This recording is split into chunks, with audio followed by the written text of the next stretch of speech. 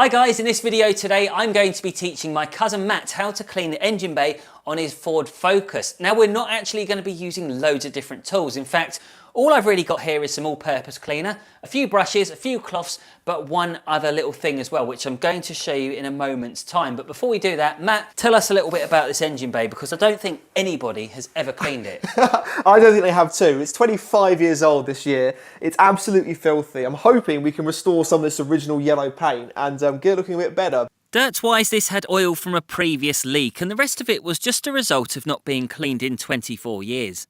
So I've got to be careful with the fuse box. Unfortunately, there's no way of really covering up that alternator because it's right down there, which you can barely see on camera. Just got to be a little bit careful with the battery as well. But in my own experience, I've never had a scenario where it's ever gone wrong, even when I've jet washed an engine bay. There's a lot of people who say don't do it, but there's never actually been a circumstance where I've actually seen somebody damage an engine bay from using a pressure washer. However, we're not using a pressure washer today because the weather is ghastly outside, so instead this gave me an opportunity to try out my new steam cleaner.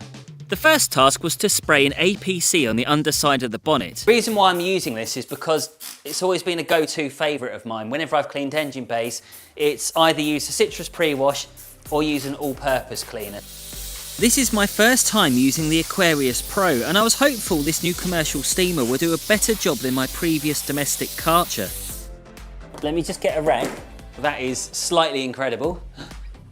Matt, look at that. Wow. We're going to have a brand new engine bay. Look at that, that's incredible. What a machine, that's immense. It's not just the steam, it's the steam, the pressure, and the chemical working harmoniously together. Look at that. That looks Let me work on this